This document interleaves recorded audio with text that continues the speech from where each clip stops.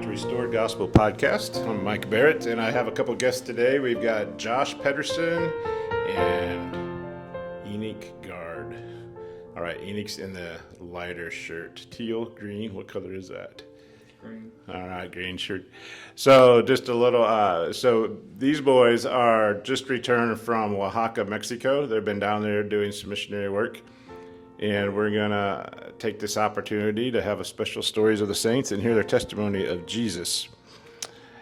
I wanted to start out and ask them, as a side note, I spent time traveling around for a year with Enoch's dad, Adam, and he's been on the podcast earlier.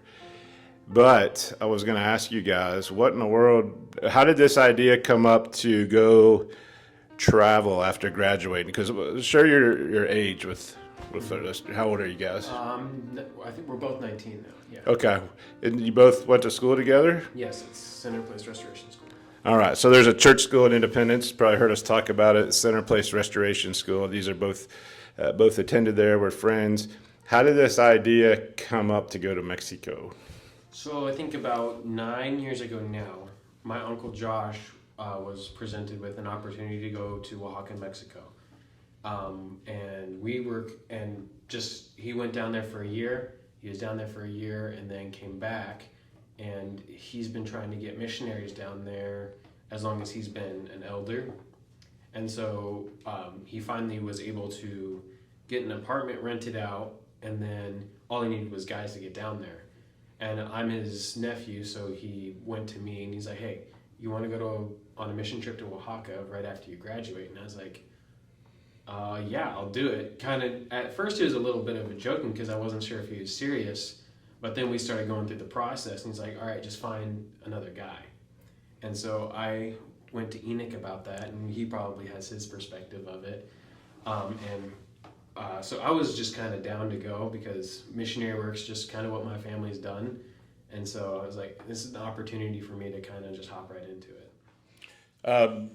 We'll back up just a little bit. Since I know both of you, you're both raised in the Restoration Church.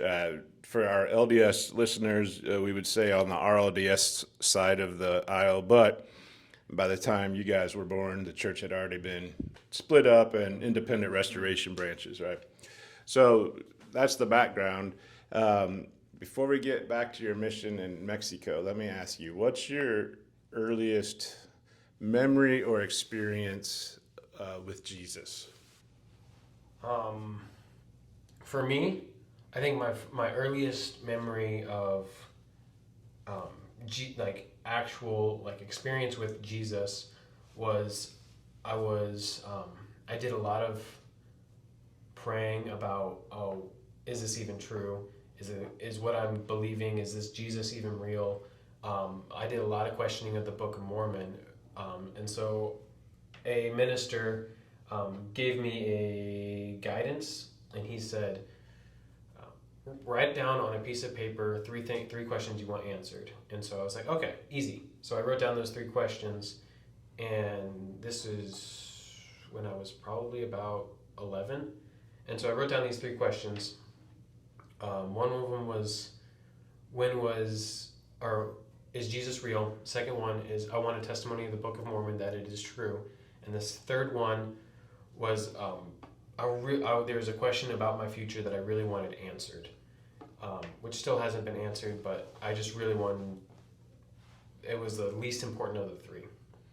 And so years go by after I write these questions down, and I'm in a dark place, like a really dark place where I think a lot of teenagers are these days. Their mind just is like complete, and all I was taught was when you're in those spots, there's only one guy that can help you get out, and that is Jesus. And I was so alone. I was like isolated. Even though I had tons of family and friends, I just felt isolated. And so that night I prayed, as like, God, if you don't show me you're around, then I can't. I can't, and might be the end of Joshua Michael Pedersen. And it was just extremely dark. And so I said that prayer, and immediately after I got this kind of just feeling. It's like, pick up your Book of Mormon and turn into Alma. So I immediately picked up the Book of Mormon and turned into Alma. And the scripture I read, I've reread this scripture 1,001 times. And the way I interpreted it in that moment is not how it's read. But the way I interpreted in the moment, what the verbiage was, he does these things because he loveth our souls. And immediately I just read that one line. And immediately I was like, how can a book like this that has a testimony of Jesus Christ fail? But then immediately my mind went, okay, now I'm just reading into things, and then that entire week just crap happened. It was horrible. And I ended up saying another prayer being like, okay, you gave me this cool scripture and you said you loved me and then you let me hurt. And then I heard a sermon from my dad, and he had no idea because I wasn't going to talk to him about my pain or anything because macho man. And so in his sermon, he just went through and pretty much berated my entire week and saying, you suffered, but look at all of these apostles that suffered. And then, so my first experience with Jesus was more of a just, I needed to hear the hard truth and not necessarily what I wanted to hear. And so in my low moments, I was told, you are nothing, but because you are nothing, you can become something. So. And you were loved. Yeah. Loved by him. What about you, Enoch? Do you have a memory that stands out as one of your early testimonies of the Lord? Not so much early, no. Everything that's kind of happened for me with my relationship with Jesus has felt like it's been fairly recent, like these past few years. I'd say a big one that was earliest back in middle school and throughout high school. Me and Josh were involved in a club at our school called Zion's Ambassadors for Christ. And I was just a part of it because my siblings were like the presidents, and so they were in charge of it, and my dad always told me, they just made me do it. We'd go around and do service projects and go on trips and things.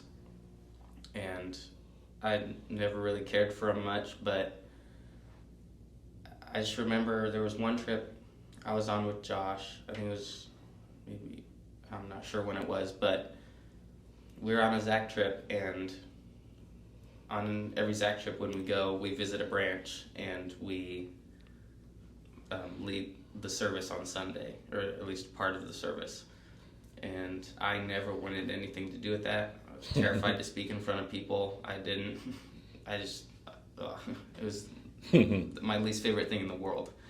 And I just remember sitting back and just like, as we're planning the chapel or the service, there's other people too that didn't really want to say things, and I knew other people that were kind of like me, maybe not as bad, but they were just like, I'd rather not say anything. But I remember we kind of planned it out, and then it got to the Sunday of the service, and it might have been like a prayer service portion of it, just like a prayer and testimony, and all these other people around, like all my fellow classmates and my friends that I knew didn't want to say anything, just like because of just the spirit that kind of came in, they all standed up and started sharing. And like there was a few people like I knew were closer to like how I felt, and were just like, I don't want to stand up and talk in front of people. And it was just like, I don't really know how to describe it. It's like something hit me weird whenever they stood up, just like kind of shook me, and I was like amazed that like because of like the power of Jesus and his testimony with others, like that led others to, like my friends, to want to stand up and share about him. And I didn't share anything that night, but it just kind of got me thinking, and like realized that this stuff is real, and that Jesus is just, I don't know, just works in such an amazing way. And I guess that was how he just kind of piqued my interest in those things, as I've had little experiences like that where it's just like, hey, look at this, you know. So you got I grew up in public school in Ohio, and I probably would have killed to have another friend that was a member quote of the church. What was that like going to a church school? How did your relationship develop while you were there? Our Your relationship. relationship or with the Lord, yeah, with Jesus. Do you want to go first? So for me, being in a Christian school, I the first few years of like elementary school, I started out in a public school, and I got moved to a Christian school, CPRS, because that's where all my siblings went. And for a while, it was just another school. I didn't really think much of the religious aspect of it, and it just seemed like a school because I mean we'd have our chapels and we'd have our services and we'd have a religion class, but like as far as like relationships with the people there and like my friends, religion never got brought up. I mean we were young, but so maybe that's not something you talk a lot about, but for me I would say yes, a religion school like definitely helped in my relationship with Jesus and with it just my relationships overall, but so we had chapels every single day, so someone would come in and talk to us, and like I said, I was in Zach Club, so it's like I wasn't constantly thinking about Jesus and like how I could further my relationship and what I could do. I wasn't constantly studying or anything like that, but just those like little reminders every day, just throughout the 8 or so years I was there, even when I didn't notice it, it was just like poking at me. It's just like, hey, this is still here. Look at this, look at this. And so it just, one day it just kind of finally opened up, and it was with Josh. We just kind of started talking religion, and I don't know why, but it's led to all these amazing things that we'll talk about later. But yeah, I would say it's definitely been a huge blessing for me. So whether you go to public school or a church school, at some point there has to come that interaction of personal me and Jesus, and where are we at together? I guess my question was like, I would think, I don't know, it would have been great to go to a church school, but if I was going to a church school, maybe it becomes mundane, and there's still that need to connect with him. So, so you said, okay, so Josh, your dad had this, or uncle had this place set up in Oaxaca. Enoch, what was it like when Josh came to you and brought up, hey, how do you feel like leaving the country when we graduate for a while? He laughed at me. Did he? Yeah, I did. Yeah, I thought yeah. it was a joke. He knows me. We've known each other a long time.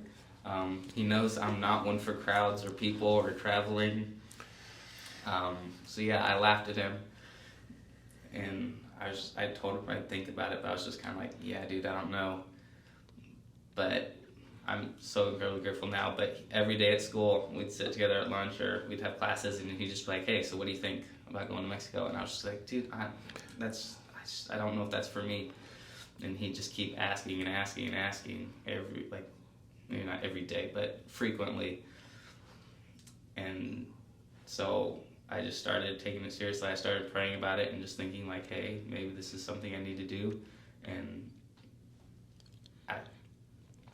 I just took a leap of faith in the Lord and in Josh and what he said this trip was going to be, and it's followed through till now, and it's been the most amazing experience of our life. And so yeah, at first it was just no way, man, I can't, that's not even, but it's blossomed to something really awesome. Did you guys have some, surely you did, share with me some of your apprehensions. What were some of the biggest fears? We had to do our own fundraising, so that was terrifying for me because I've always been my mind works in money, and so ever since I took personal finance my freshman year in high school, I've always thought money, money, money, money, and that's how my head works. Is like if you want to do anything, you have to have money, and so fundraising came around, and I was like, this is not going to work. I don't know how we're going to get enough money. This is just, it didn't make sense in my head, and as we actually started looking around and asking people and talking to people, God opened doors and he also shut doors like in our face sometimes, but is even the people who gave so little, the amount that it actually ended up being is because God gave us a little bit at a time, and so when somebody would say something that hurt, we would then be able to look back and be like, God just took care of us, and we really didn't have to do a whole lot. We just had to let Him work. And so my biggest apprehension when it came to it was money, and then God's just like, what are you doing? It's like, I got this. And so that was one of the bigger things for me. It was like, I couldn't wrap my head around that. What about you, Ian? I'd say for me, I mean, just the whole shock of like moving to a different country and learning a new language, nothing familiar. I had just like kind of gotten comfortable like with my life. Like I got my driver's license sort of late, and so like I kind of just started getting around this area and like feeling comfortable going out and stuff. And so that was a pretty big holdback. Also like money, but like making money, like I didn't know what I wanted to do with my life. I didn't have plans to go to college or get any degree, so I was just like, I'll just work, I'll make money, and I'll just like get a head start on this, and I'll figure something out down the road. So yeah, money was a big factor, just like the things I'd miss here, and like I won't be making money, I'm gonna be on my own for a year was probably the biggest things. When did you get down to Oaxaca? What time period? How many months ago, roughly? End of October. Yes. October 23. October, I think it was 27. So when we landed in Oaxaca. Okay. So what's been your biggest surprise? And I was going to ask you, you could follow. How did you do with what was your thoughts on public speaking? If you're going to go to another country and be sharing with people about Jesus, did that come into play? Yeah, so we haven't had to do a whole lot of public speaking, like in front of large groups of people. We've gotten to talk to a few people, like one-on-one. And that's different for you? More comfortable? It's been very different. Like before, that would have terrified me, but I just had such like a huge change. I don't know what it was. Maybe it was just about moving to Mexico, not knowing anybody, not worried that anybody you know is going to judge you or say anything. But it just like took some weight off my shoulders, and it's been pretty easy to do that in Mexico. So the LDS Church has a huge, system in place where they do missionary training. They have the missionary training center. Young kids know their whole life they're going to go on a mission. They're saving up money and preparing for that. But there's nothing like that here. When your dad, Enoch, and I went out, we had a little organization for a while, for a few years that we were under, but that dismantled. When you are asking for donations and people are finding out, maybe you're going to be going to Mexico, did the question come up like, well, what church do you belong to? What church are you represented? Did anybody want to know under what group you're going, or was that not an issue?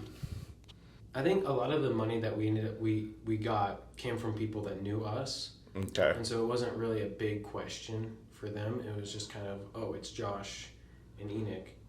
Gotcha. So it's like, okay. And a few people were hesitant just because, two teenage guys wanting to go down to Mexico is a little fishy if just out of the blue, because it wasn't a year-long vacation. Woo. Yeah. Right. And so there's little people who had questions, but looking back, I don't see why they wouldn't. And so it makes sense to me.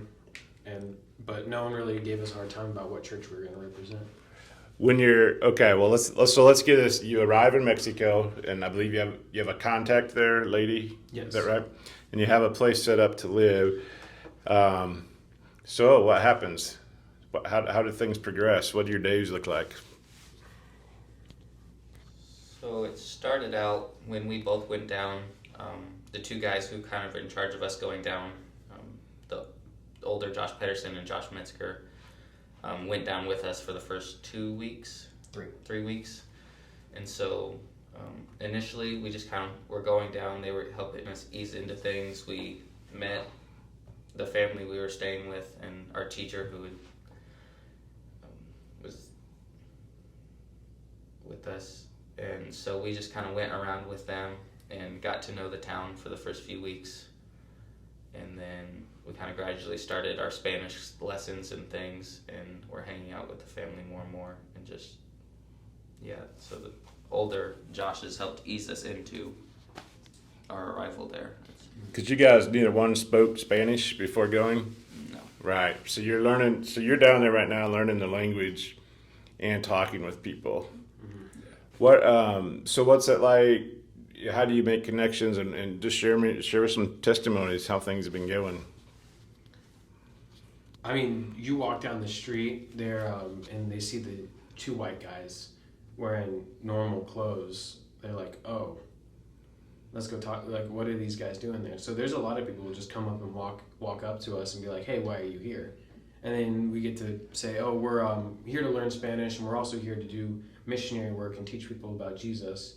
And then they ask questions, but it's really hard to answer back when we're out by ourselves and our translator's not with us. Okay. And so we'll kind of like establish contacts. A few people, we've gotten their numbers, and we'll be able to contact them when we go back. But at first, it's really hard just to be able to communicate right off the bat, especially not knowing Spanish. So. Is there a list of people there that you're meeting with regularly, with lessons on the Lord Jesus, or how's that work? You said you had a translator? Yeah. So there's a family that lives close to us, and they have a few, there's 3 kids, and they have a less than fortunate life. One of them is actually extremely eager to learn about pretty much everything. And so we started teaching him a little bit about the scriptures and stuff, and he's super into it, but he's a little kid, and we say something, it goes to a translator, she talks to him, he asks a question, comes back to the translator, and so doing that for 30 minutes for a 12-year-old kid is really like, he's got to go at some point. It's like, little kids they gotta go play. Right. And so it's been difficult. It will be easier now that we know a lot more Spanish. So when we are planning, as soon as we go back, we're gonna hit it hard. But for just kind of we've been trying just to talk to him as much as we possibly can about what we can, and then establish a relationship, and then teach him a little bit more when he gets to know us. Okay. How else do you make contacts down there? One thing is our teacher is also a tour guide, and so whenever she has a tour, we get to go with her, and so we get to go visit a lot of places. And fortunately enough, through that, we've met a lot of people that have also been interested, and of course they ask, why are you guys here? Because we don't exactly fit in.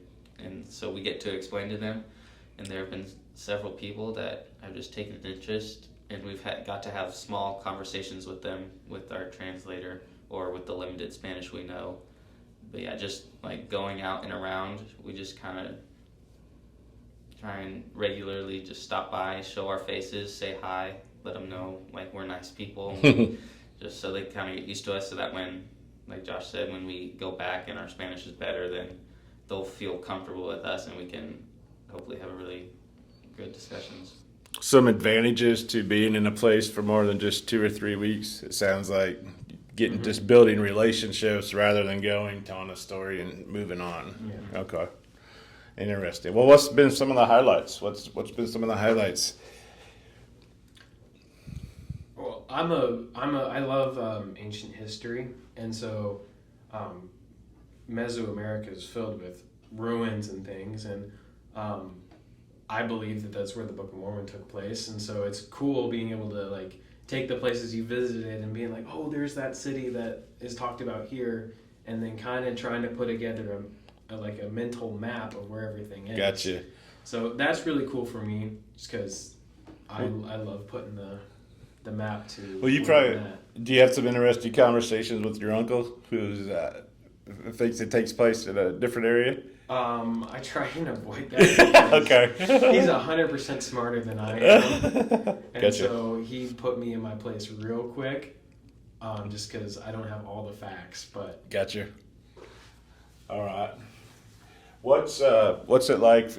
One of the things I enjoyed when we were out on our mission was just the time to build relationship with the Lord. Do you have a lot of time for prayer, fasting, studying, that kind of thing? What's that like? it's just for me, I've always enjoyed hiking and going up in high places like mountains and stuff. And so where we're at, there's a lot of mountains.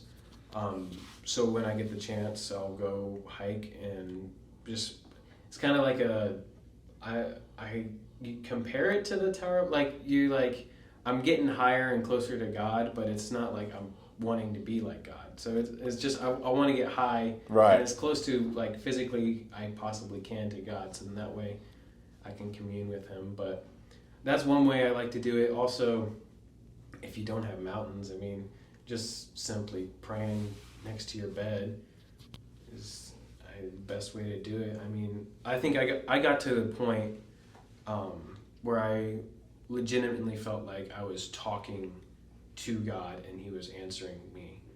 And since being back, I kind of lost that just because you get lost in the day-to-day stuff here in the United States, but because I had to visit a whole bunch of people. But I mean, it felt like when I asked something or when I wanted to know something, it almost immediately was answered, and my conversations were no longer my prayers were no longer prayers, they were conversations. And I'd ask something and almost immediately, like, it wasn't an audible voice, but it was just an understanding, and mysteries of the gospel that can't be put into verbiage were just understood. And so that's my experience. That's gonna be amazing to be going through. What about you, Enoch? What's been some highlights for you?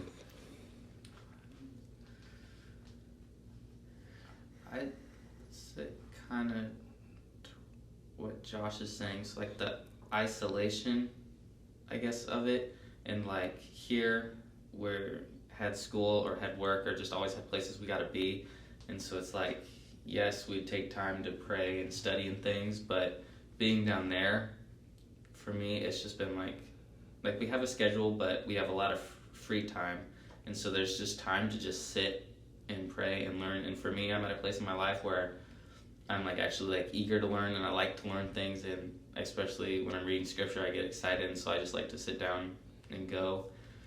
And so it's been really nice to just have that time and just like no worries of having to really be anywhere, and just like, this is what I'm here for. I set out a chunk of my life that I'm just dedicating to this hardcore, so it'll benefit me and hopefully others in the future.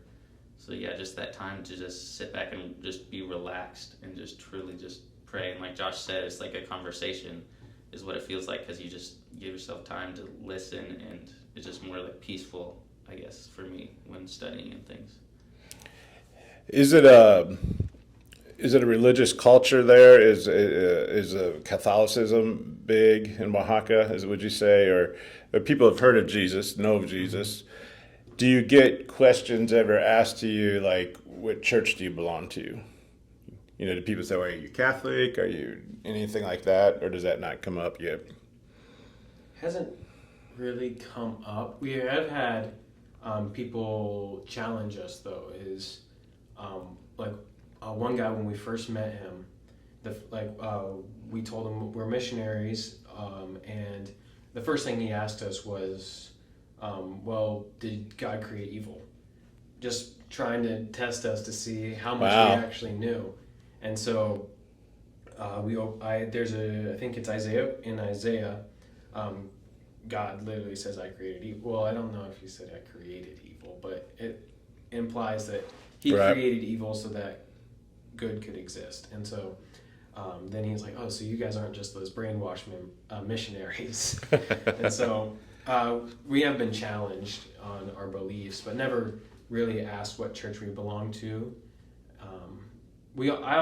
I take the standpoint of I don't want to convert people to my church. I want to convert people to Jesus' church. So whatever way gets them worshiping Jesus Christ in the best way that they possibly can is with the way I want to go. Just because I believe something doesn't mean it's the right way. And I'd rather point people to the person who knows it the right way, and he can tell them himself.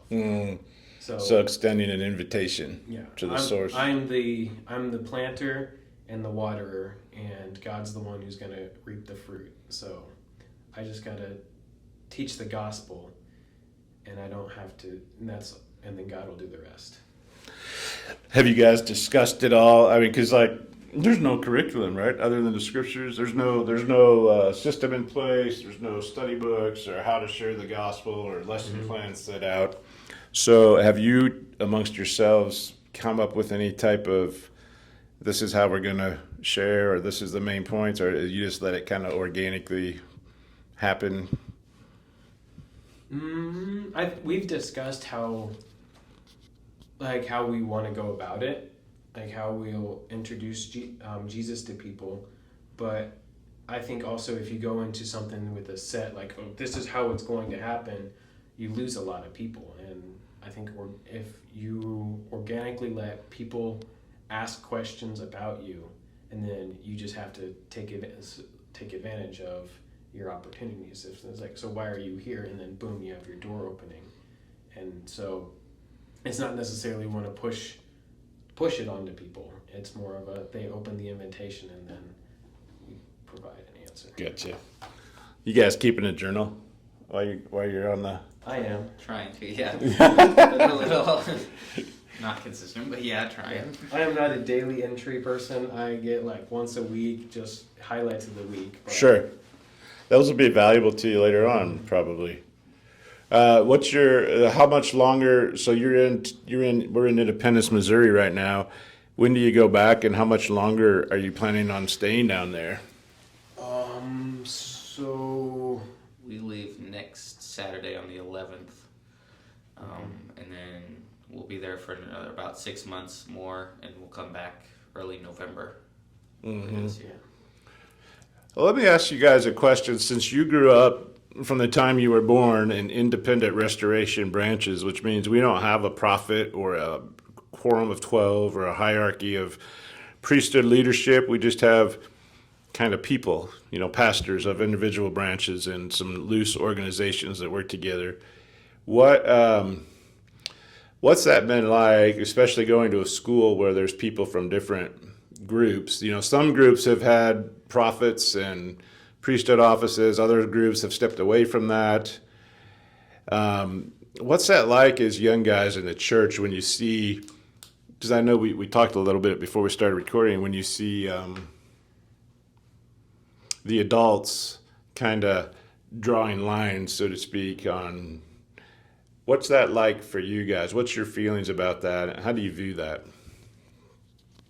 Wow, speechless. I'm taking the slow to speak path. There you go. Well, let me give you an example that we were talking about. So we have a campground not far from Independence, owned by restoration branches. If you belong to certain restoration branches, not being allowed to teach or preach as a staff member or to serve as a staff member on those camps, what's that? How does that affect you guys as a younger generation in the church? I'm a little bit biased because my family members have been some of those that have been excluded, but I feel that there's a level of spirituality because they're younger guys too. They're not like 60-year-old. They're like Your parents are my age, younger than me. Yeah, right. And they have a lot to offer people and kids. And I mean, I'm not saying that others people don't, but there's a lot that could be offered that is just kind of being like, oh no, we'll push you to decide. And I think I don't resent anybody, but I think it causes a lot of resentment in people in their hearts, and distrust. And then so when people try and reach out an olive branch, and like, you harmed me this one time, and so now people who are trying to heal breaches, and they can't because people are just always hurt. And so I think this is just a side effect of people getting hurt, and then now they're on the path to healing. It's just they don't want to because they're afraid of getting hurt again. So this is my perspective on the matter. Yeah. So like you said with like the camp stuff and people not being allowed to join, that's to me. I mean, I was never really a part of camps, but I've definitely been around people who just solely don't like someone because they belong to one of those different branches or whatever, and just like one little thing they disagree on, so they just like cut them out or just don't talk to them just because they don't like what they have to say. And I think that's really not dangerous, but just I don't like that way of thinking, because just like if I just think I'm always right and I'm always sorry, that's bad.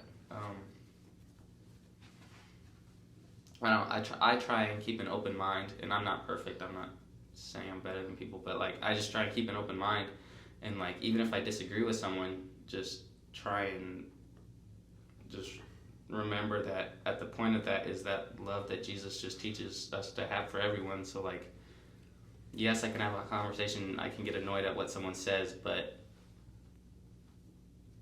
I just try and keep that love as the focus so things don't get out of hand. And I know that's easier said than done, and some people have hard times with that, but yeah, I don't really understand when people will just cut people out just for one little argument or just not talk to them. Where's your hope for the future? Do you see different ways of thinking among your age, younger people? Is there the barriers of denomination of different restoration factions, or do you see, is it more Christ-centered, or where's the climate or the culture of your age, your friend groups at? I think I don't have any barriers with any of my friends of these different denominations. Mm-hmm. I mean, I have friends across all religions, and so and we can agree on things. Even I think I'm friends with some Baptists, and we had a conversation, and they were trying to make their point, and I was like, I agree 100% with what you're saying. I don't know why you think I disagree. And he's like, really?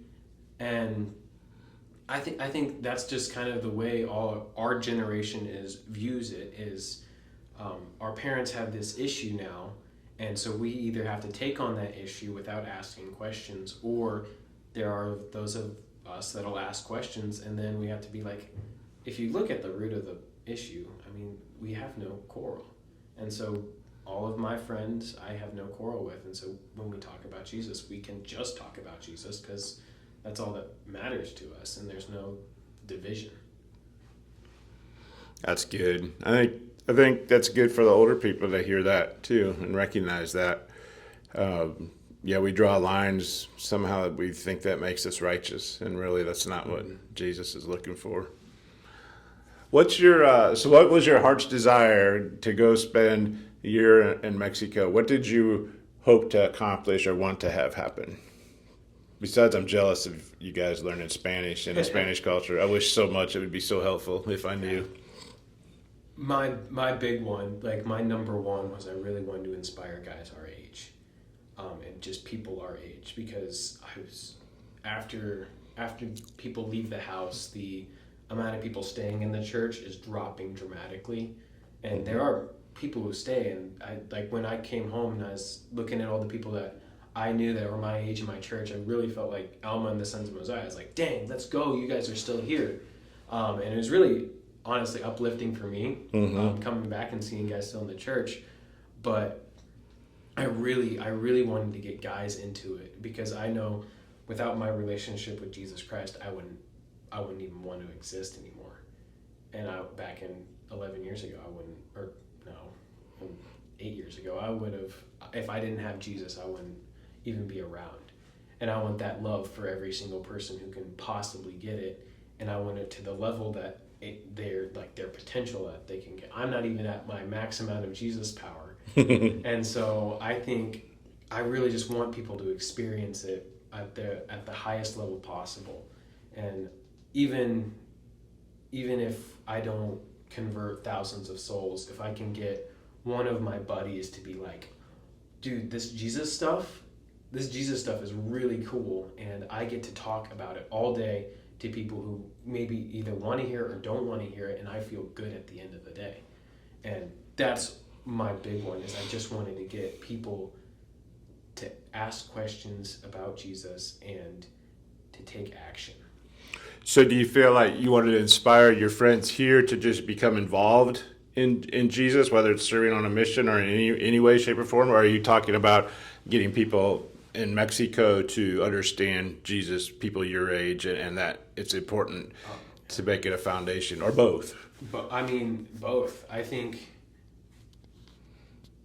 to see anybody at a young age take an interest in Jesus Christ, I think that is what's going to fix all of our issues. I think it's the only thing that can cause unity is young people saying, hey, it's about time that we get together and we start doing things, because things either aren't working or they're staying the same and there's no dramatic increase. And I think the moment people start acting and people see, oh, the young guys are into this, then the older generation are going to be like, okay, let's get behind this. And then it's going to be a snowball effect, and we're going to achieve the highest form of unity in the church. And that's the end goal. I mean, Right. That's not going to be caused by me, but I really I want to be a tool. That way I can inspire and I can get everybody. I mean, whether they're in Mexico, the United States, or in Japan, or across the world, wherever they possibly are. If we can get young guys, young girls, anybody, just to take initiative and to get active in the church and show their love for Jesus Christ on a public stand, I think the sky's the limit then. So I like that. So just wanting to be more vocal, more centered around him, and showing people this is the way to do life. Okay, what about you, Enoch?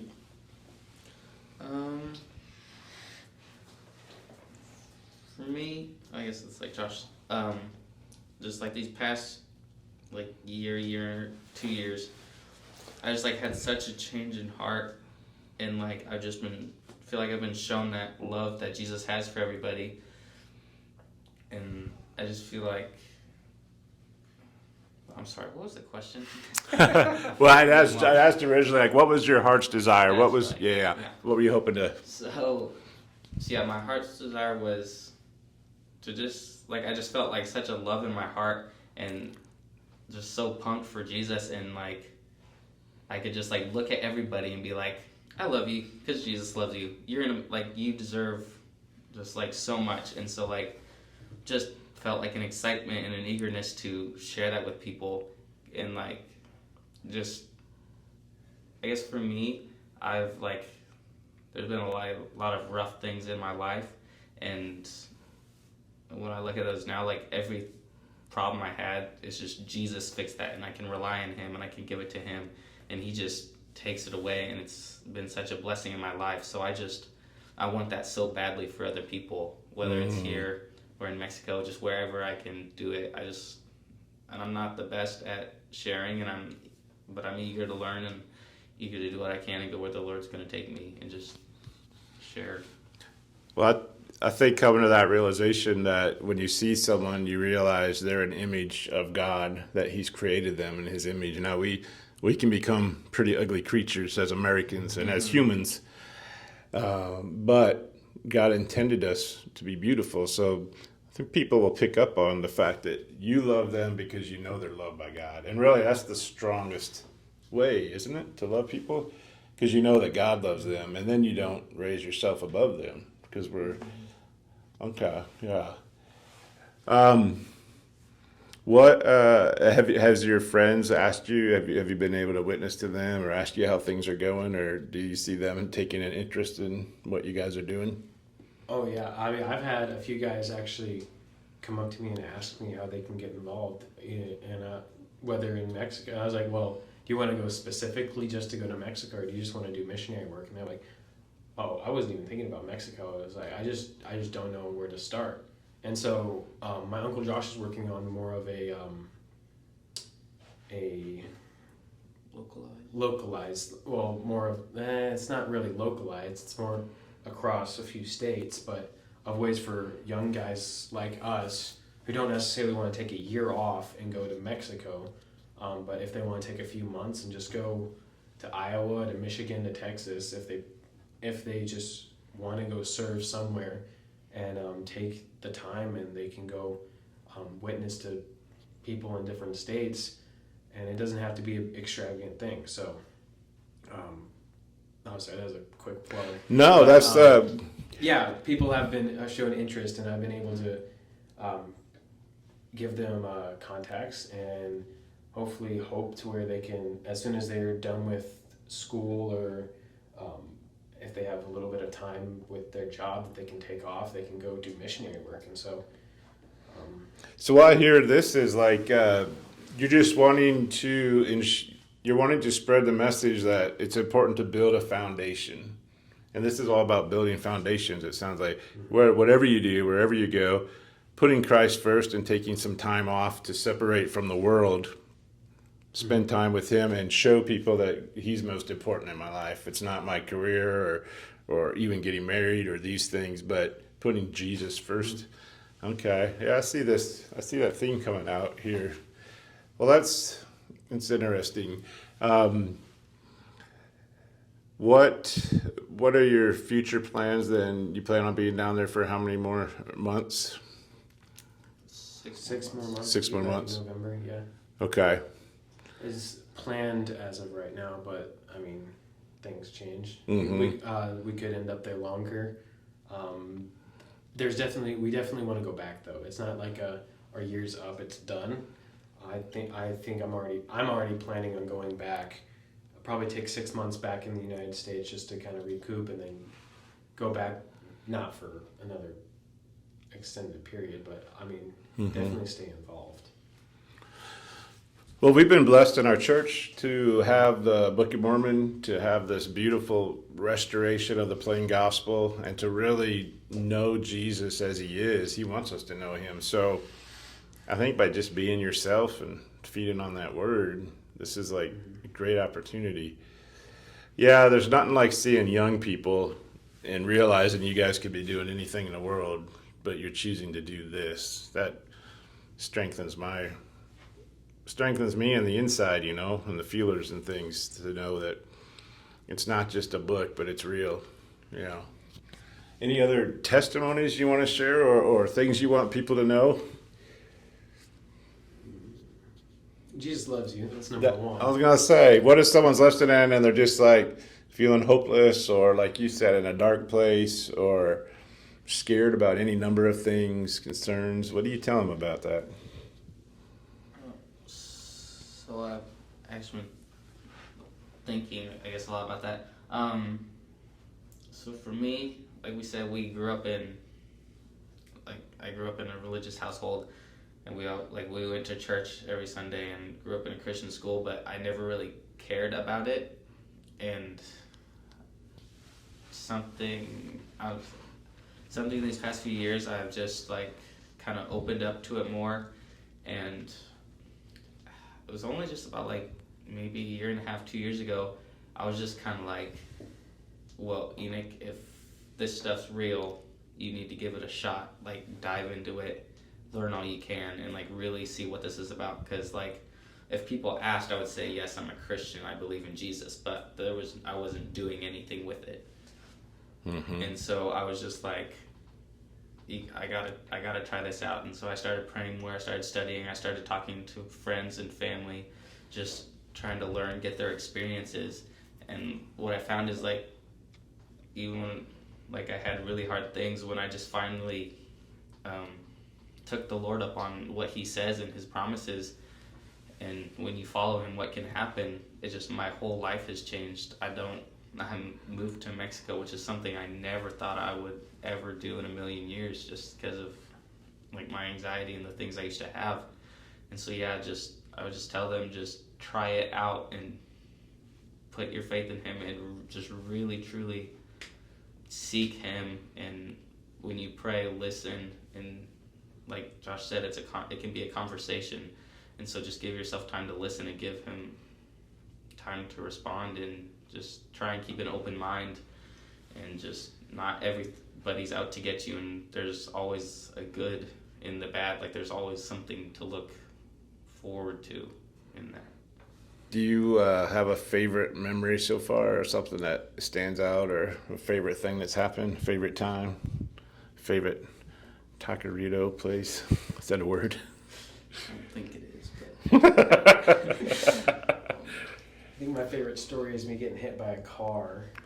Oh gosh, does your parents know about this, or They do. okay? They're not learning. I don't want any shocker. Yeah. What happened? Well, I was being stupid. I walked out in the middle of the road while a car was coming. Took a hard turn. And I ended up just like it sideswiped me, and so we kind of just rolled off of it. But no major injury. But yeah, but Enoch loves to bring it up. it was funny. Just you got hit by a car. That is. Yeah. Yeah. Your teacher down there, is she a member of a? When you say teacher, she's teaching you English, right? Spanish. Teaching you Spanish, Yes. and she speaks English as well, so Yeah. she translates. Is she a member of a church? I think I don't know where her membership is. Mm-hmm. But I think she's RLDS. Okay. But she doesn't really. There's no like planted branch down there, so she's more of a freelance RLDS person.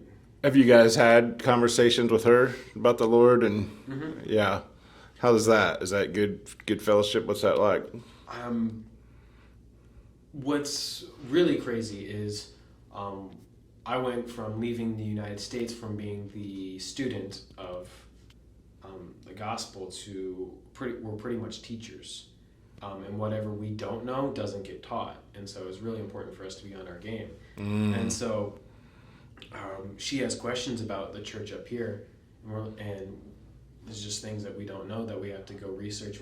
We have like a great blessing of my Uncle Josh, Frank Fry, and a plethora of people who have so much information that we just be like, hey, we don't know how to answer this question. What's up? And then they'll be able to be like, oh, here, look here, look here, look here. And they'll give us examples instead of just telling us what to say. And so we now have tools. And so whenever she has a question about the church up here, or she has a question of how does Jesus work in this specific scenario, we can be like, well, this is how this works. And then in our own study, God will reveal things to us. And so when she has questions, and because she's a little isolated from us currently, Right. We can be there to answer questions, and it's really cool. Right.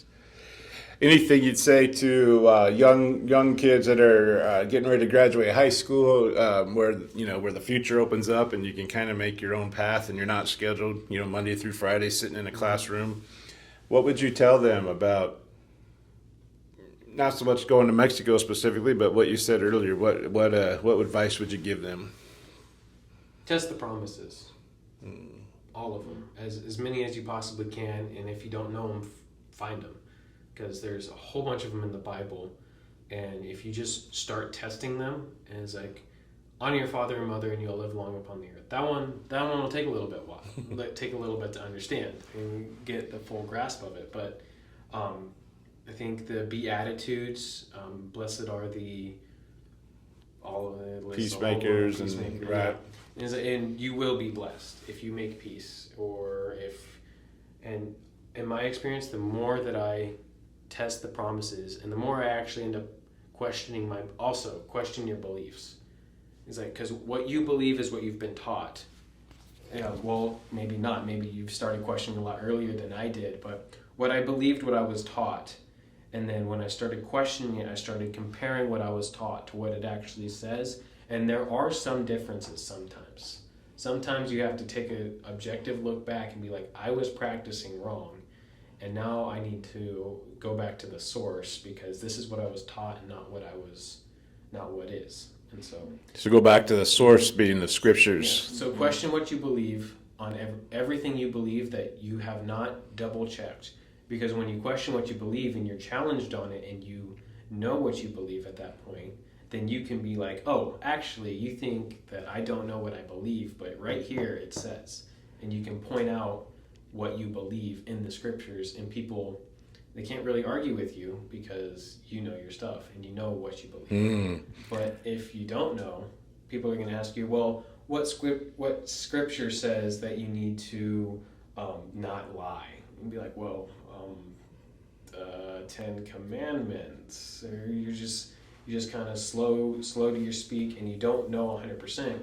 And people can twist the Bible. I mean, it's really easy to twist words and to take certain sections out of things and say, oh, well, this and this, they don't match. But if you know context and you know what you believe, so question what you believe and then understand what you believe. I love that, especially being in a space we're at where questioning is wrong and causes, and we've been told you're causing people to lose their faith by questioning things. That's a lack of faith. And I love what you're saying. We can never be afraid of the truth. You can only be afraid of your pride in wanting to believe certain things. So if your self feelings of who you are and everything are tied into your belief system, and that's challenged, then you feel like you're being attacked. But if you really care about truth, that's a beautiful thing. Don't be afraid to question. Yeah. What about you? You got a Exactly. No, Josh put it perfectly, I think. question. So I like to do these towards the end just to get to know you better, so people see you're real people. All right, so it's a Friday night. You got nothing on your schedule. Josh, what's your favorite thing to go do? It really depends on if the temperature outside, because we do live in Missouri. Right. And so Plans can change from morning to yeah. evening. Right. on cold Friday nights, it's indoor playing video games, drinking Mountain Dew. That's my night. That's a fun. But if it is moderately hot or just perfect outside, going outside and having a fire in our backyard, and if I'm in the country, just going out and watching the stars is pretty much peak entertainment. That's awesome. I love it. Unique. Friday night. I'm a big sports guy. Like I like playing sports, so I just being outside, going and doing something active. That's just a favorite thing to do here. But in Mexico, I gotta tell you, they have this taco place that is 2 minutes from our house, and it is open till 2 a.m. And there's so many times we just like midnight, we're hungry, let's go get tacos. And the fact that I can do that, and I can go get 5 tacos for like $2.50 is so amazing. So that is probably my favorite thing to do. All right. Do you guys like to read? I'm learning to like to read. I used to hate reading, but my brother bought me a book, and he's like, read this, and I was like, okay, whatever. You bought it for me, so I'll read it. And it took me so long to get through it because I hate reading. And then halfway through it, I was like, oh, actually, I don't mind reading. And so I'm learning to like to read. Gotcha. But when I'm just like, I can't read, I'll read the scriptures just because they entertain me a lot more because it's stories that I can relate to or learn about and then use. But when it comes to like random books, I'm like, gotcha. What about music? Has your music changed? Have you learned any new musical styles down there that you're starting to love, or are you guys blasting? I was gonna say 80s rock, but that wouldn't be for you. Those would be the oldies. I don't know. I like some good 80s rock. Yeah, we know some 80s rock. Yeah. I don't know names, but yeah, there have been some good music. Some good music we found. Yeah. Well, go ahead. I like just so I use Apple Music, and they have like this infinite thing that you just push, and then I'll just play a song that I like in Spanish, and then it'll just go forever So I don't know half the songs that I know. So I can't tell you any titles, but I can sing every word to like a whole bunch of them. That's pretty good. It's pretty good. Well, guys, thank you for coming on. Thank you for taking time in your life to not pursue this is pursuing your personal goal, but for your personal goal to be to establish that time with the Lord. Like you said, it's almost impossible here when everything's pulling at you and you have all of it, but to be able to go somewhere and just unplug from everything and spend time with Him has got to be amazing. So I appreciate your testimony. I hope people hear this and can reach out to you. I'll tell you what, we'll put a link here in the video if anybody wants to help support you guys. And importantly, like some email addresses. So people hearing this, if they want to communicate with you, would that be all right? Yeah. They can email you. You probably got some time to do that. Mm-hmm. All right. Anything else? Jesus loves you, everybody. And if you doubt it for a second, just spend some time in asking Him, and He'll reveal Himself to you. I like what you said about prove the promises, but if you're going to give the world its proper place in your life, at least when you want to prove those promises, give it your all. Mm-hmm. Like, give it 100%, so that you can't. If you're half in and then things don't work out, and you say, well, that whole religious thing's all a mess, but you got to give it your whole heart to try those promises, right? Yeah. There's also, I don't know who made this quote, but it's one that I really love. And it's advancement invites opposition.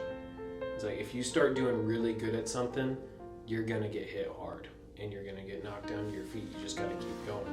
Because the more that you move forward, the harder you're going to get flack, and people are going to want to push you back. So even if you're in your spiritual incline, at some point something's going to rock you, and you just got to keep going, because at the end of the day, Jesus is the only way to live eternally. So It's a long time. If that's even a correct saying. I use the word time, trying to define eternity. And that's when the podcast went 3 hours long. So eternity. Yeah. All right, guys. Thank you so much. I appreciate being around your youth.